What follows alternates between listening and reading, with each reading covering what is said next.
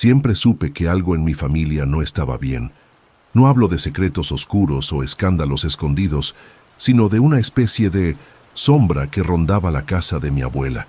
Se llamaba Jacinta, y todos en el pueblo la respetaban, o le temían.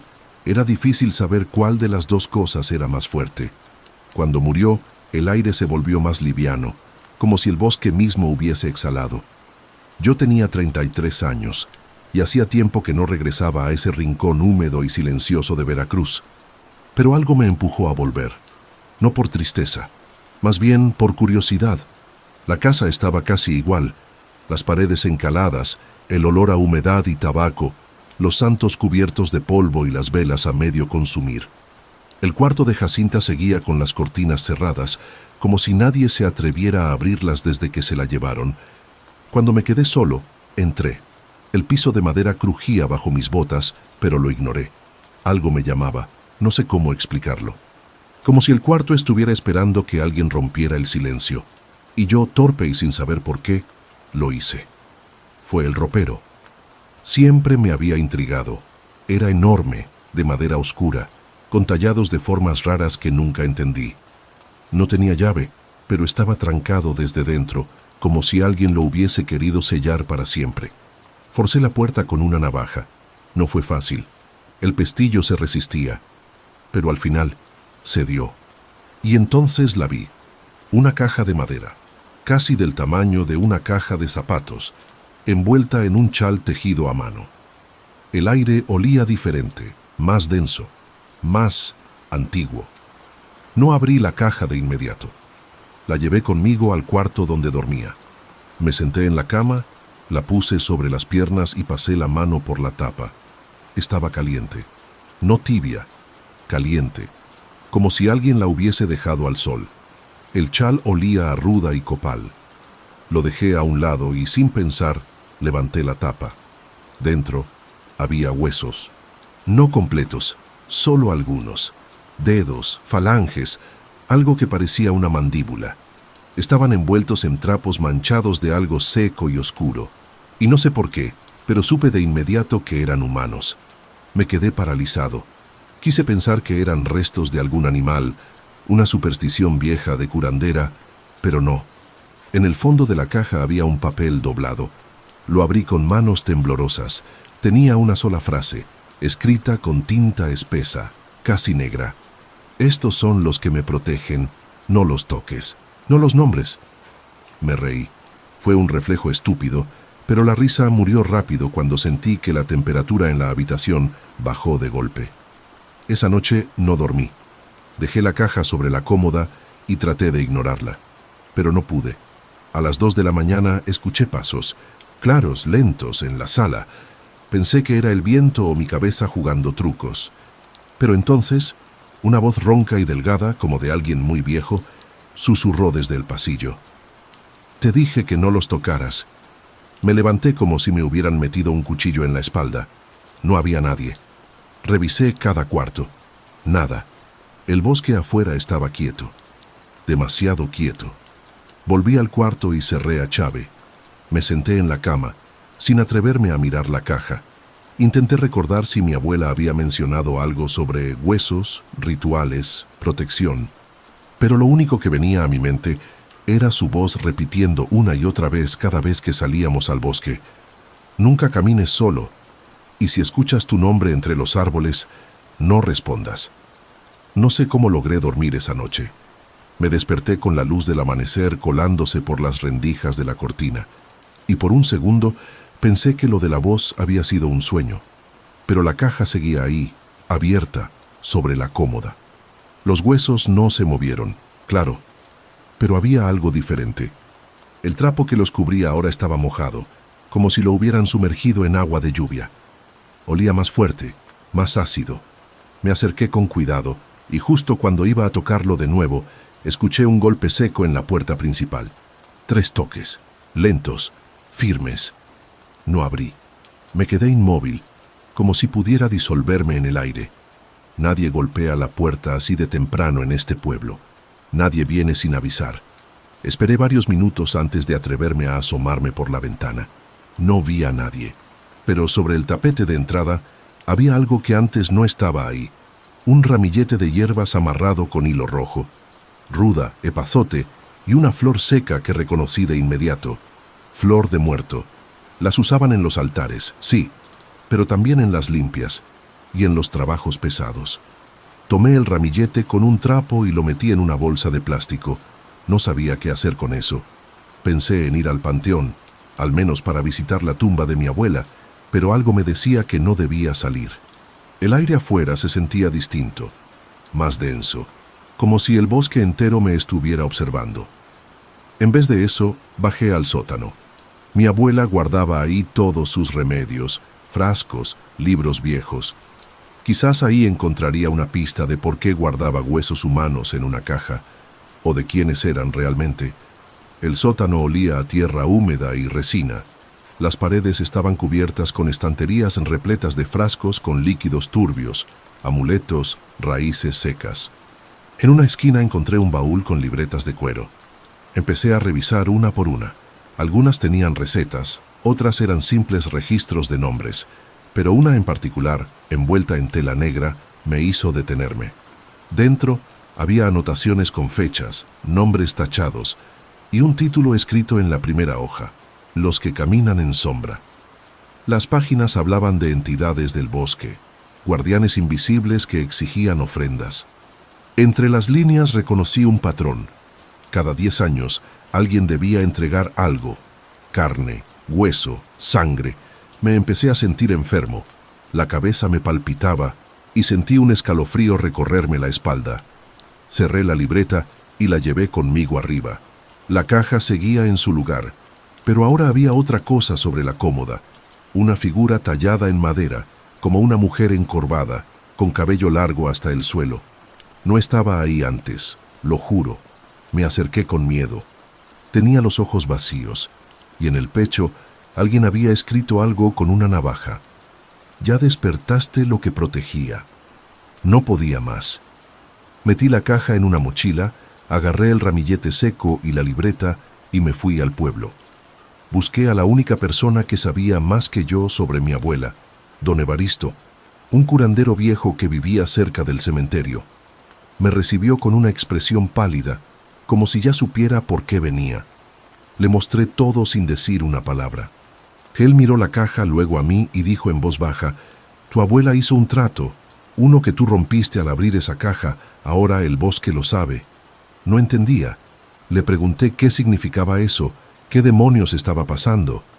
Ella los mantenía dormidos. Esos huesos no eran restos, eran sellos, eran jaulas. Y tú abriste la puerta.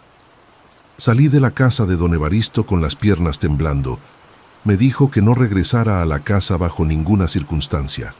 Que si quería seguir con vida, debía romper el vínculo. No entendí del todo qué significaba, pero me entregó un frasco con un líquido espeso y oscuro que olía a tierra fermentada y copal. Cuando caiga la noche, busca el árbol hueco detrás del aljibe. Si quieres vivir, entiérralos ahí sin mirar atrás. Así de claro. Así de jodidamente aterrador. No me hizo falta preguntar más. El sol comenzaba a bajar cuando regresé a la casa. La mochila con los huesos parecía más pesada. El aire estaba raro, más caliente, como si el bosque respirara encima de mí. Caminé por detrás de la casa, siguiendo el borde del terreno donde empezaba el monte. Y sí, ahí estaba, el aljibe, viejo y oxidado. Y justo detrás, un árbol de tronco hueco, retorcido, como si alguien lo hubiera tallado a fuerza de dolor. Todo se sentía más callado de lo normal. Ni grillos, ni pájaros. Solo el crujir leve de las hojas secas bajo mis pasos. Me arrodillé junto al árbol. Cavé con las manos. La tierra estaba blanda, como si algo hubiera sido desenterrado recientemente. Saqué la caja de la mochila envuelta en el chal y la puse en el agujero. Saqué el frasco de Evaristo y lo vertí encima. El líquido chispeó al tocar los huesos, y por un segundo, juro que escuché un suspiro salir del tronco del árbol. Tapé el agujero con tierra temblando, sin atreverme a mirar alrededor. Pero justo cuando terminé, escuché pasos, lentos, muy cerca. Volteé de golpe. No había nadie, solo bosque. Pero algo me observaba. Lo sentía. Me levanté y eché a correr hacia la casa. No miré atrás. No debía hacerlo. Evaristo había sido claro. No mires atrás. Entré y cerré la puerta con tranca. Respiré hondo, tratando de calmarme. Estaba sudando, temblando, con las uñas llenas de tierra. Me serví un trago de mezcal que encontré en la alacena y me dejé caer en el sillón. Pero entonces lo escuché de nuevo, el crujido del piso. Dentro de la casa, fui hacia el pasillo. La luz parpadeaba. Avancé despacio, y entonces la vi. Una sombra parada al fondo junto al cuarto de mi abuela. Era alta, encorvada, con el cabello larguísimo arrastrando por el suelo. No tenía rostro, solo una masa oscura donde debían estar los ojos. Di un paso atrás. La figura no se movió, pero de ella salía un sonido bajo, como un lamento contenido, o un murmullo de cientos de voces susurrando al mismo tiempo. Di media vuelta, corrí a mi cuarto y cerré la puerta con llave. Me cubrí los oídos. No quería oírla. Pasé horas así. El sonido se fue desvaneciendo hasta quedar solo el silencio. Cuando por fin me atreví a salir, la figura ya no estaba. Pero en el suelo del pasillo, alguien había escrito con ceniza: «No basta con enterrarlos. La deuda no era tuya, pero ahora te pertenece». No dormí esa noche. Al amanecer decidí irme, abandonar la casa, dejar todo. Pero cuando salí al patio, el sendero hacia el pueblo ya no estaba. Solo había árboles, densos, infinitos.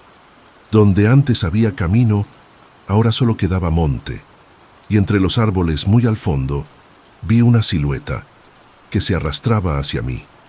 No corrí, no grité, solo me quedé ahí, mirando esa cosa entre los árboles. Se movía lento, como si le pesara cada paso, o como si supiera que no hacía falta apresurarse. Tenía todo el tiempo del mundo. Me metí de nuevo a la casa, cerré todas las puertas, puse muebles contra las ventanas, me temblaban las manos. El camino al pueblo ya no existía, y el bosque me había rodeado por completo.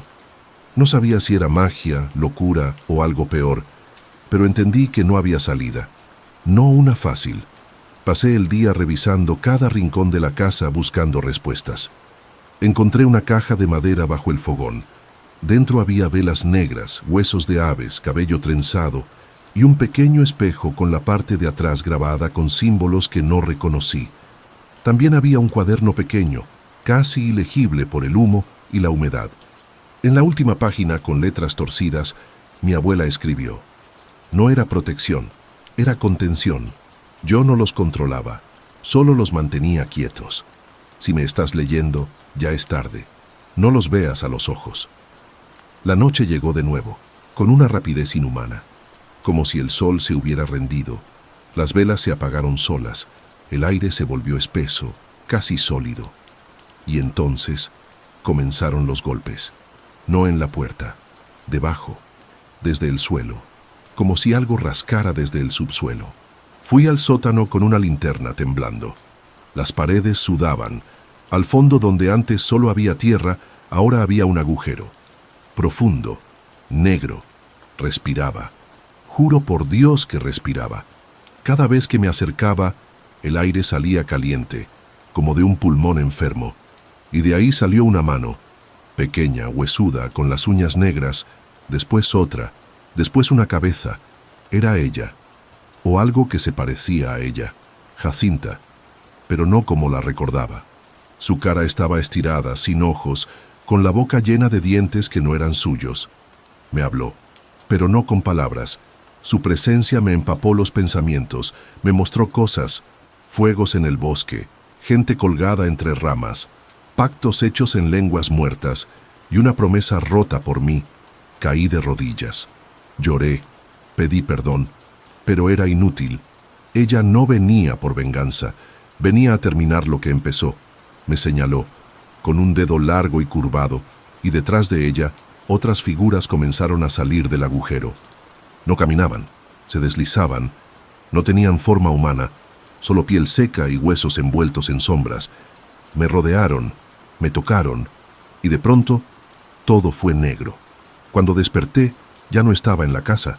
Estaba en el bosque, parado, quieto. No podía moverme. Sentía raíces enredadas en mis piernas. Y frente a mí, a pocos metros, un niño caminaba entre los árboles. No podía hablar, pero dentro de mí algo gritaba: «No lo toques, no te acerques». Pero no podía detenerlo.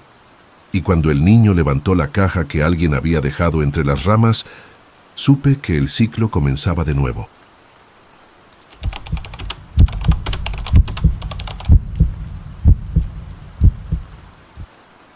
No sé si alguien leerá esto alguna vez. Tal vez lo encuentren cuando ya no esté. Tal vez nadie lo encuentre jamás. Pero necesito escribirlo, porque las palabras que callamos se pudren dentro, y yo ya tengo suficiente moho en el alma. Me llamo Asako Nakamura. Tengo 71 años y he vivido sola desde que murió mi esposo, en una aldea olvidada de Nara, rodeada de pinos que respiran con más fuerza que los propios humanos. Me decían que debía irme a vivir con mi hijo en Osaka, pero no pude. Esta montaña tiene algo que me ata, algo que llama. El primer día que escuché la voz, pensé que era el viento. Aquí siempre sopla fuerte, como si murmurara entre los árboles. Pero esa vez fue distinto. Venía del bosque, desde la zona donde nadie va desde hace décadas, donde el santuario viejo se desmorona entre raíces y musgo. Decía mi nombre.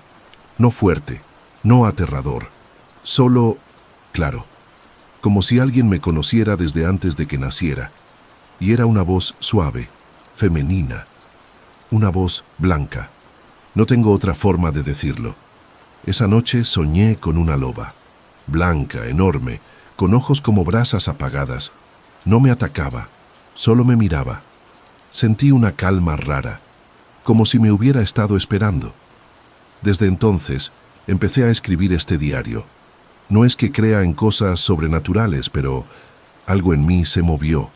No tenía miedo, pero tampoco tranquilidad. Me sentía observada, como si no estuviera sola en casa, aunque no hubiera rastro de nadie. Pasaron 3 días sin que volviera a oír la voz. Pero los sueños siguieron, y con ellos un olor. No sabría describirlo. No era a humedad ni a tierra mojada. Era más antiguo, como incienso rancio mezclado con pelo quemado. Vino acompañado de una sensación de que debía salir, caminar, seguirla. Y lo hice. Caminé hasta el borde del bosque, y ahí, entre los pinos altos y quietos, algo se movía.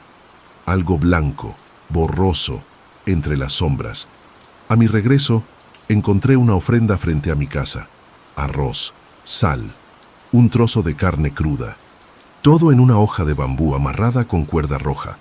Nadie en el pueblo hace eso desde que éramos niños. Me asusté. Pensé en ir con la policía, pero ¿y si era una broma? ¿Y si no?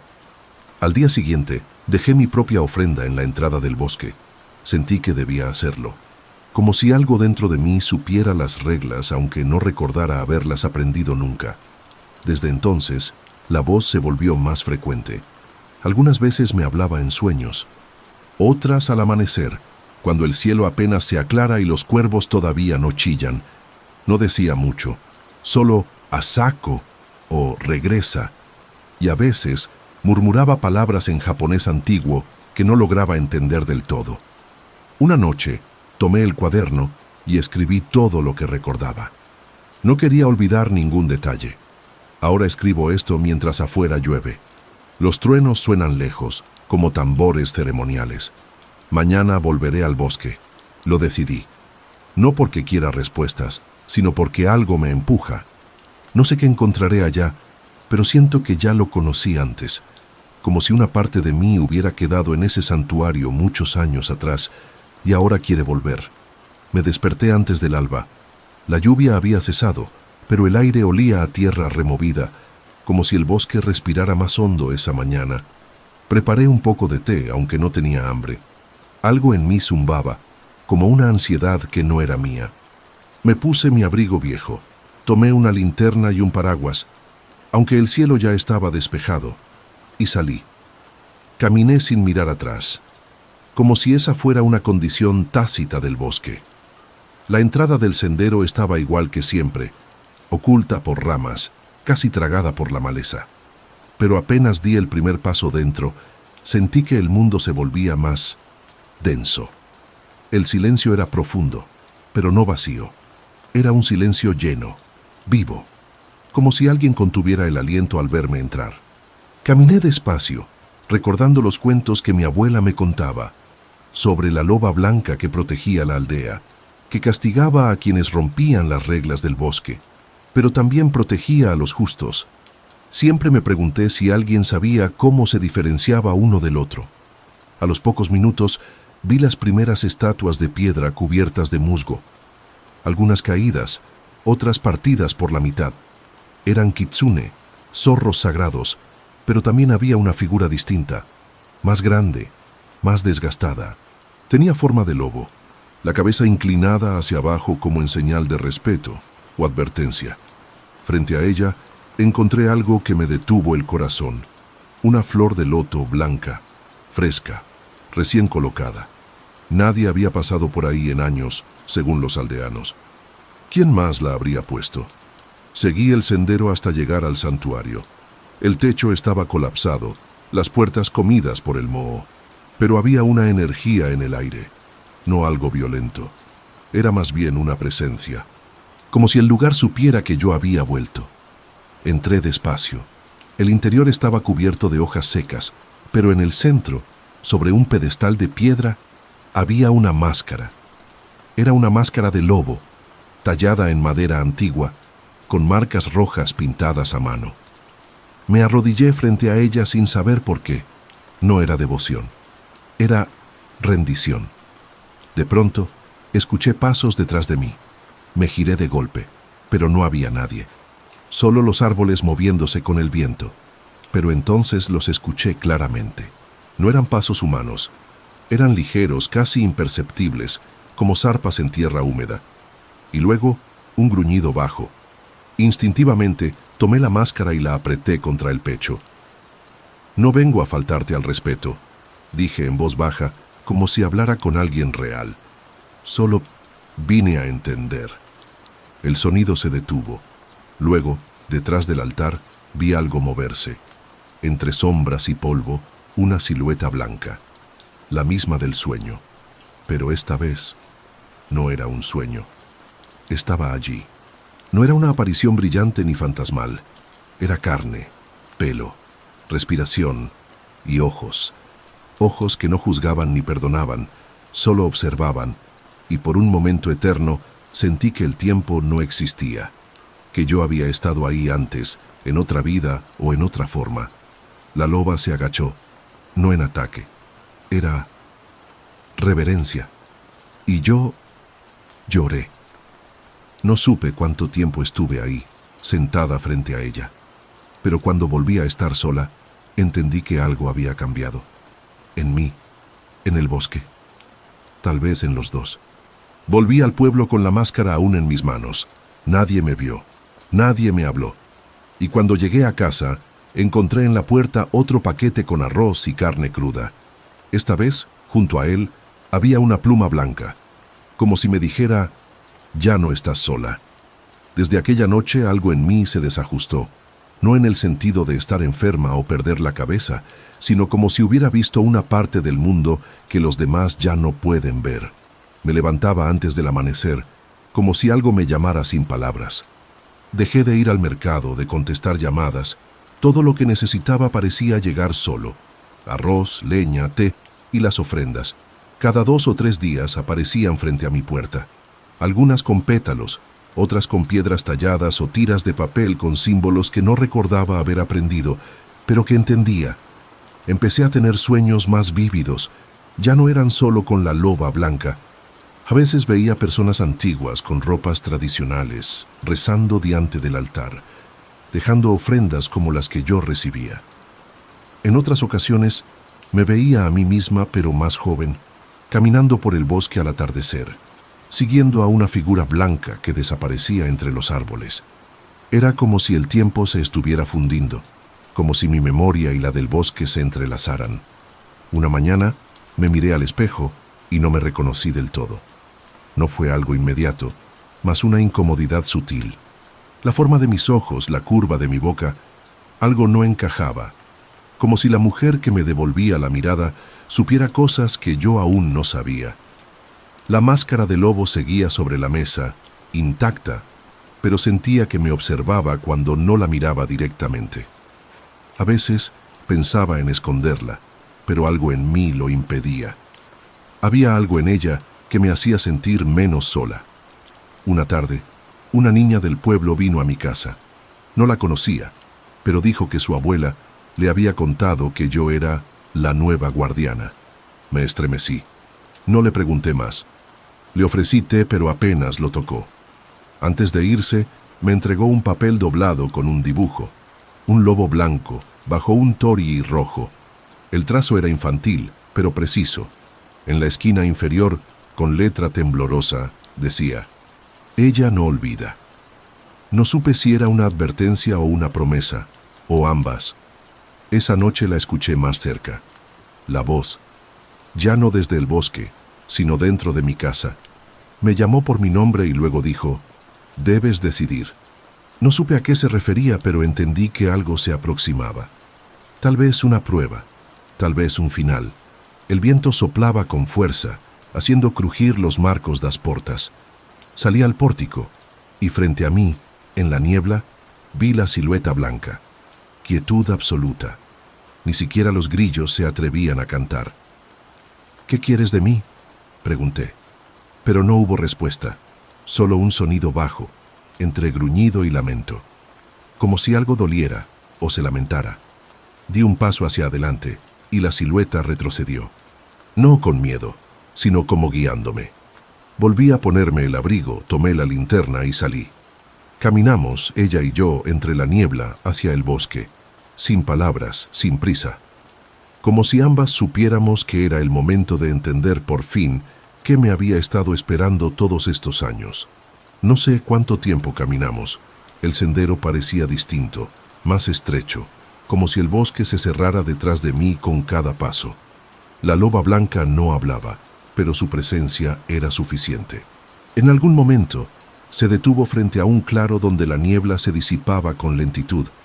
En el centro, un árbol torcido, viejo, más piedra que madera, sostenía un pequeño altar olvidado, cubierto de hojas y tiempo. Supe, sin que nadie me lo dijera, que ahí era donde terminaba el camino. Me arrodillé frente al altar. La loba me observaba, inmóvil. Sentí que debía decir algo, pero las palabras no salían. En cambio, coloqué la máscara sobre las piedras y cerré los ojos. No pedí nada. No recé. Solo esperé. Fue entonces cuando el aire cambió. Un silencio profundo descendió, pero no era vacío. Era espeso, como si cientos de ojos invisibles me miraran desde entre los árboles. Y entonces la voz regresó. No la de la loba, sino la de muchas. Voces antiguas, quebradas por el tiempo, susurrando cosas que no comprendía, pero que reconocía. Vi imágenes en mi mente como fragmentos de algo vivido. Incendios, rituales, mujeres con máscaras, lobos heridos, hombres huyendo del bosque con miedo. Y en medio de todo eso, yo, o alguien como yo, en otro tiempo, en otra vida. Sentí una culpa que no era mía, pero que me habitaba, y comprendí que mi regreso no era casual. Era una deuda, una promesa antigua, una cadena que solo podía romperse si aceptaba volver a ser parte de algo más grande que yo, algo salvaje, algo sagrado. Abrí los ojos. La loba se acercó y me rozó la frente con el hocico. Su aliento era cálido, casi humano. Me estremecí, no de miedo, sino de certeza, como si me dijera: «Ya es tiempo». Luego se giró y se adentró entre los árboles, y yo no la seguí. No tenía que hacerlo, porque ahora ella estaba en mí, o yo en ella. No sé cómo explicarlo. El bosque ya no me parecía ajeno, ni siquiera oscuro. Me parecía hogar. Regresé al pueblo antes del amanecer. Nadie notó mi ausencia, pero al pasar por las casas, vi que todas tenían ahora pequeñas ofrendas en las entradas, como si supieran, como si recordaran. Al llegar a mi casa, Encontré la flor de loto blanca sobre mi mesa, fresca, intacta. La máscara había desaparecido. En su lugar había un pequeño colmillo, envuelto en un paño rojo. Lo guardé sin decir nada. Ahora escribo estas últimas líneas porque siento que el ciclo se cerró. No necesito respuestas. Lo que viví no necesita ser comprendido por otros. Pero sé que, algún día, alguien más escuchará la voz entre los pinos. Alguien más será llamado. Y cuando eso ocurra, espero que también tenga el valor de seguirla. Porque no todos los monstruos son malos. Algunos solo esperan ser recordados.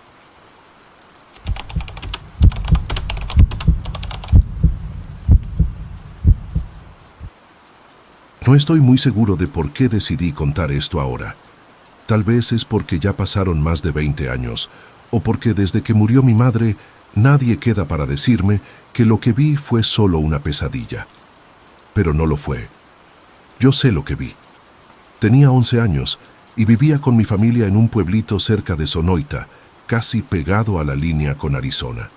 Mi papá trabajaba en las maquilas de San Luis y mi mamá cuidaba de mi hermana y de mí. Vivíamos tranquilos, aunque algo alejados de todo. Una noche, después de cenar, escuché a los perros ladrar como locos. No fue normal. No ladraban hacia la reja o hacia la calle, sino hacia el cerro, como si algo bajara de allá. Esa misma noche, mi tío Juan llegó de sorpresa, como siempre borracho, diciendo cosas que no entendí en ese momento. «Los vi otra vez», murmuró. «Están haciendo el círculo, esta vez más cerca». Mi mamá lo regañó, pero yo me quedé con esas palabras. Al día siguiente, fui a buscar a mi amigo Omar para jugar. Le conté lo que había dicho mi tío, y él me dijo algo que no esperaba. Mi abuela también los ha visto. Dice que hay gente que cambia de piel en el desierto. Nos picó la curiosidad y decidimos ir al cerro esa misma tarde. Cruzamos las ruinas de la estación vieja y subimos por un sendero que casi nadie usaba. El aire estaba caliente, seco. En el punto más alto, donde empezaba a oscurecer, vimos algo. Un círculo de piedras y dentro, restos de animales. Pero lo más raro era que alrededor del círculo había huellas, muchas, y ninguna era completamente humana. Algunas parecían de perro, otras eran largas, como de patas delgadas. Lo peor es que no había silencio. Se escuchaba un susurro como si el aire hablara entre dientes. Omar me agarró del brazo. «Ya vámonos», me dijo. Y fue ahí cuando escuchamos un grito, pero no un grito normal. Era como si alguien se estuviera ahogando mientras chillaba, y luego ese mismo grito se convirtió en un jadeo que imitaba nuestras voces. «¡Omar! ¡Ya vámonos!», dijo una voz detrás de nosotros. Solo que yo había dicho eso segundos antes. Corrimos, bajamos sin mirar atrás, y aunque juro por mi vida que no vimos nada claramente, sentí algo que nos seguía. No pisaba fuerte, pero movía ramas, soplaba y se reía. Esa noche soñé con una figura cubierta de piel desgarrada que trataba de quitarse la cara. Y debajo no había nada, solo ojos. Después de esa tarde en el cerro, Omar y yo prometimos no volver a hablar del tema, ni entre nosotros, ni con nadie. Pero el silencio no ayudó. Las cosas empezaron a ponerse raras. Y no me refiero a cosas que se puedan explicar con lógica o coincidencias. Me refiero a detalles, pequeñas señales que, si no estás atento, parecen normales. Pero no lo eran. Esa misma semana, mi hermana menor comenzó a llorar por las noches. Decía que alguien la observaba desde la ventana. Tenía 5 años y apenas sabía decir frases completas, pero repetía lo mismo. «Hay un hombre perro en el árbol. Me ve con su cara rota». Mi mamá pensaba que eran pesadillas y mi papá nunca le daba importancia a esas cosas. Pero yo ya sabía que no era imaginación. Una noche no aguanté más. Me levanté sigilosamente y me acerqué a la ventana de su cuarto. Afuera solo se veía oscuridad. Pero entonces, entre las ramas del mezquite que estaba a unos metros de la casa, vi algo. No eran ojos normales. Reflejaban la luz como los de un animal, pero estaban demasiado altos para ser un perro y demasiado separados para ser humanos. No parpadeaban, no se movían, solo observaban, y cuando me acerqué más al vidrio, desaparecieron. El miedo se volvió constante. Comenzamos a oír ruidos en el techo, como si alguien caminara descalzo. Pero cada vez que mi papá subía a revisar, no encontraba nada. Mi mamá ya se veía cansada, ojerosa, como si tampoco estuviera durmiendo. Una noche, mientras fingía dormir, la escuché rezar bajito, pidiendo protección. Después de eso, empezó a dejar sal y tijeras en las esquinas de la casa. No me explicó por qué, pero entendí que ella también lo sentía.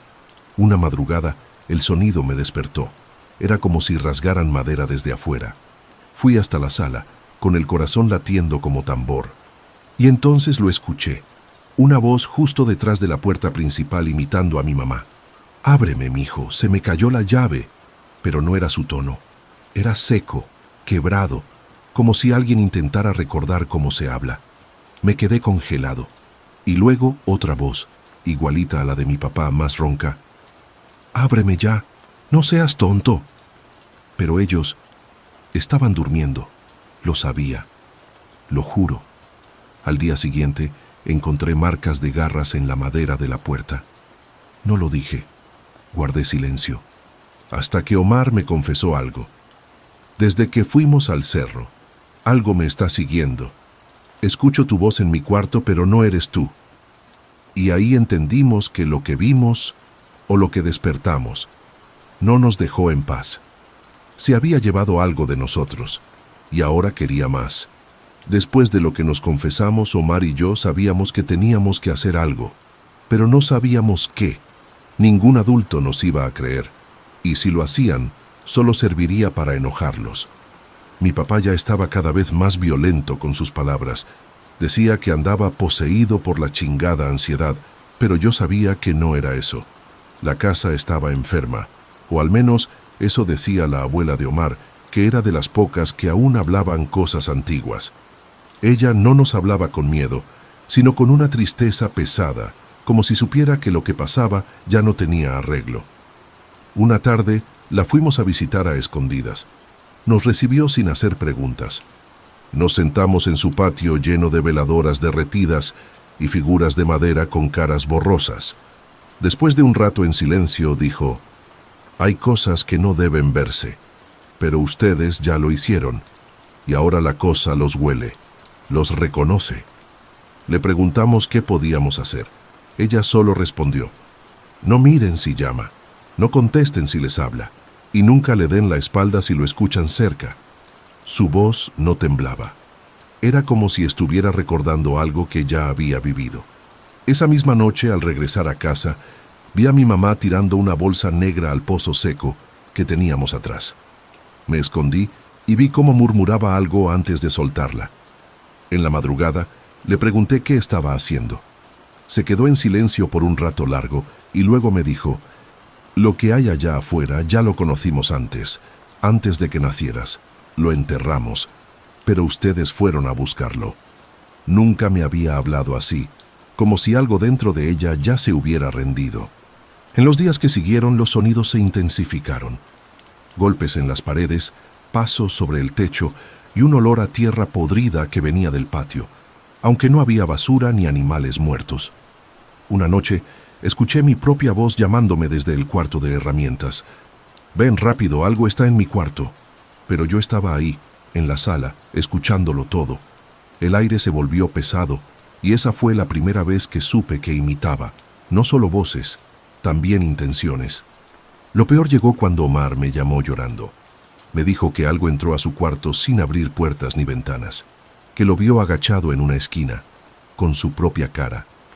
«Está usando mi piel», dijo. «La jala como si fuera un suéter viejo». Fui corriendo a su casa.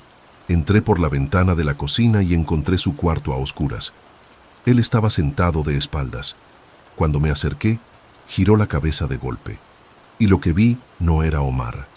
Era una carcasa vacía, una máscara mal puesta, y unos ojos negros que no parpadeaban. Grité. Me eché para atrás y salí corriendo sin mirar si me seguía o no. Esa noche no dormí. Al día siguiente, sus papás dijeron que tenía fiebre muy alta y que no respondía. Nunca más volví a hablar con él. Se lo llevaron a Hermosillo a vivir con unos parientes y desapareció de mi vida como si nunca hubiera existido. Pero no puedo olvidarlo, no porque éramos amigos, sino porque siento que lo que se llevó su piel todavía lo usa. Después de eso, dejé de ir al cerro, dejé de hablar de lo que pasó, pero el pozo de mi casa seguía oliendo raro, como si la tierra quisiera devolver algo, como si algo ahí abajo estuviera esperando que alguien más lo escuche o lo mire. A veces pienso que no escapé, que solo me escondí lo suficiente para que se olvidara de mí o para que me dejara crecer, porque los años pasaron. Dejamos Sonoita cuando tenía 14, nos mudamos a Mexicali, luego a Tijuana. Mis papás nunca hablaron de lo que pasó. Mi hermana no recuerda nada, o eso dice. Y yo aprendí a guardar silencio, a fingir que todo fue una alucinación de infancia.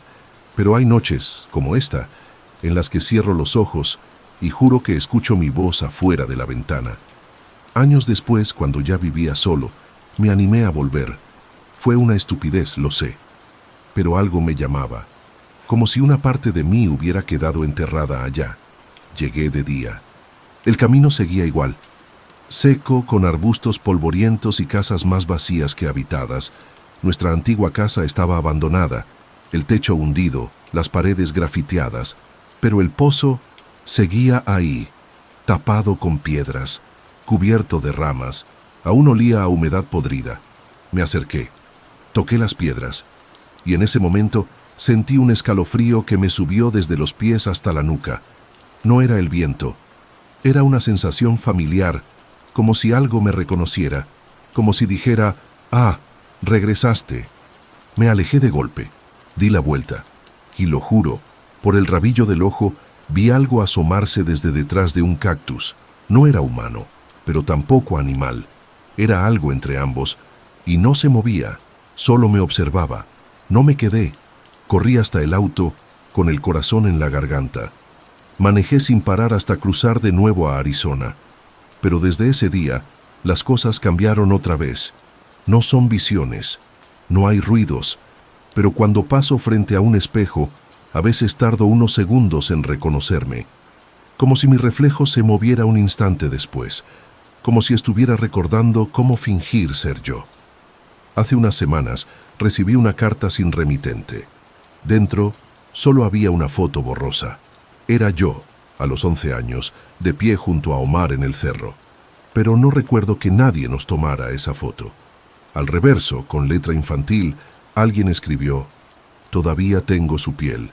¿Quieres que la devuelva? Ahora ya ni duermo. Vivo con la luz prendida, como si eso sirviera de algo. Sé que está cerca, que me observa. Y lo más aterrador es que empiezo a olvidar cosas, palabras simples, fechas importantes, y a veces despierto con los pies sucios o con tierra bajo las uñas. Tal vez nunca escapé. Tal vez él solo esperó que yo me abriera de nuevo, que mirara atrás, y lo hice. Porque así es como funciona.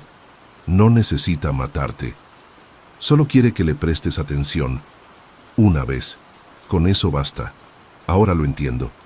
Y si alguna vez escuchas tu propia voz desde afuera, repitiendo algo que acabas de decir, no respondas, no mires, porque eso no eres tú. Y si lo miras, quizás ya sea demasiado tarde. Gracias por seguir esta historia hasta el final. Suscríbete al canal y dime, ¿tú qué harías si lo que dejaste atrás nunca te dejó a ti? Nos vemos en la próxima historia aterradora.